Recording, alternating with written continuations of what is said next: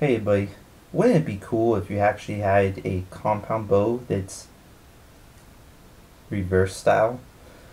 Um, Not like the reverse compound, the reverse energy compound bow that's basically like a crossbow because you just pull it back halfway, lock it in position, and there. I wouldn't call that a real compound bow because you don't actually pull it and hold it to your anchor point and then fire.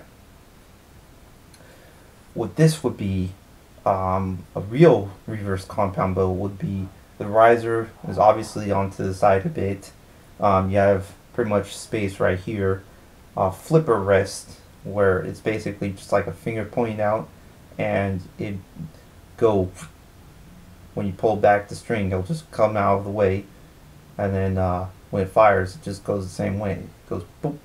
So you pull it back, it flips out of the way, flips back in position, and then it sits. You sit your arrow on there, and then when you fire, it basically slides, and then when it hits the string point, it just flips out of the way, like a drop away arrow rest, where it goes up when you're about to fire, and then when you fire, it's out of the way. As for the cable rods or such forth, you're probably gonna have to have two, like one up here and one down here. That way, as you pull back, it doesn't interfere with the yokes or any of the timing strings. I'm still not sure about how the sight will be, but basically, either the sight will be a bit more out towards you, because as the string gets, as you pull the string from a reverse compound or reverse bow or such forth from a crossbow, it gets smaller, a lot smaller than compound bows do. See, as you can see, the string is very small compared to what it was now.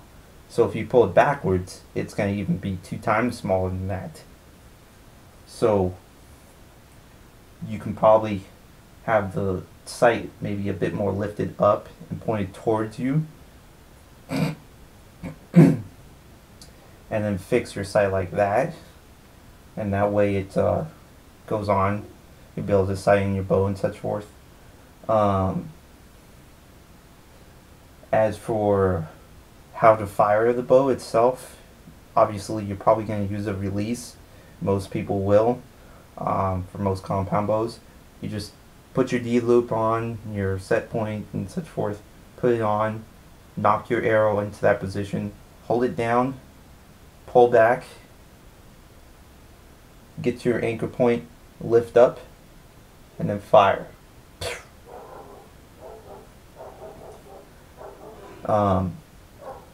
Another thing is, when you do that, the string is going to be very ultra small.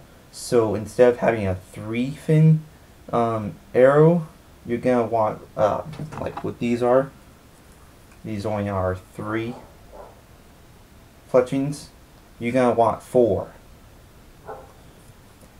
And you're going to want them in a plus or an X pattern shape.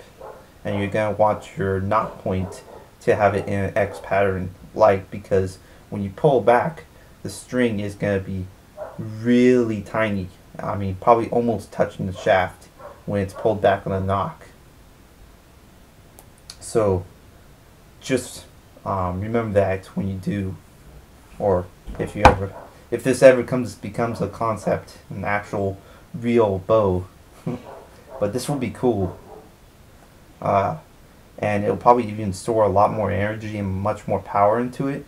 So instead of having like 70 pounds, be like 360 feet per second and such forth, it's only going to be 50, and it's going to be that fast. So you know, like a lot more, much more punch to it for a lower poundage. Or you can probably have 70 pounds and have, well, the new awesome 400 beyond feet per second on a bow, compound bow. And that will probably rip through steel easily, punch through armor, just like boom. Not to mention it'll probably make aluminum arrows fly like pew, like bullets. Just like bang. But yeah, just thought I'd tell that idea about such forth.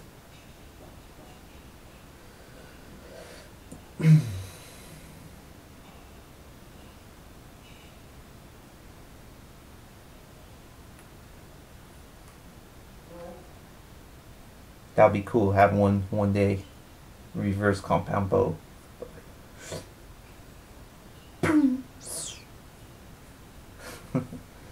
Anyways, peace out and have fun shooting.